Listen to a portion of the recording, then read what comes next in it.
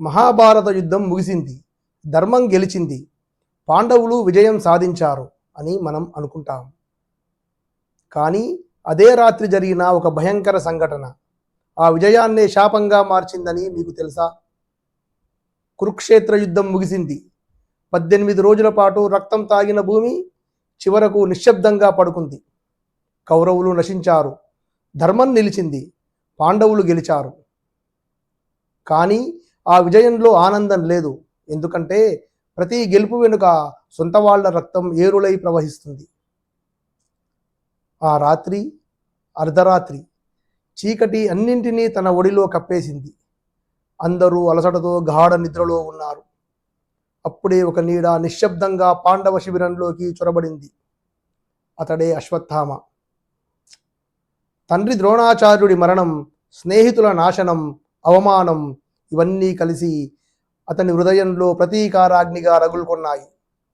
ఆ ఆవేశం అతని వివేకాన్ని కాల్చేసింది. నిద్రలో ఉన్న 5 యువకుల దగ్గరకు వెళ్ళాడు. వారు సాధారణ వీరులు కారు, మహాయోధులు, మహారథులు. 18 రోజుల కురుక్షేత్ర సంగ్రామంలో ధైర్యంగా పోరాడిన వీరులు.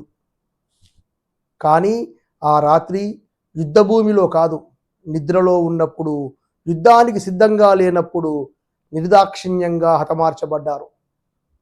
వారు పాండవుల సంతానం, ఉప పాండవులు. ఆ రాత్రి మళ్ళీ రక్తవర్షం కురిసింది. ఆ రక్తాన్ని చూసి అశ్వత్థామ వికటాట్టహాసం చేశాడు. ఆ నవ్వు ఒక వీరుని నవ్వు కాదు, అది అధర్మం తన విజయాన్ని ప్రకటించిన భయంకర స్వరం. ఆ క్షణంలో పాండవుల విజయం వంశనాశనంగా మారిపోయింది. మరునాడు ఉదయం ఆ దృశ్యం చూసిన పాండవుల హృదయాలు బద్దలైపోయాయి. యుద్ధం గెలిచిన జీవితం ఓడిపోయింది.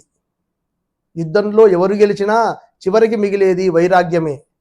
పగ శత్రువును మాత్రమే కాదు, మనశ్శాంతిని కూడా చంపేస్తుంది. ప్రతీకారం గెలిచిన వాణ్ణి ఓడిన వానిగా మార్చేస్తుంది. నిజమైన విజయం అంటే శత్రువును ఓడించడం కాదు, మనలోని ద్వేషాన్ని జయించడం. ద్వేషంతో సాధించిన గెలుపు ఓటమి కంటే ప్రమాదకరం. ధర్మం కోసం చేసిన యుద్ధం ముక్తిని ఇస్తుంది, కక్షతో చేసిన యుద్ధం శాపంగా మారుతుంది.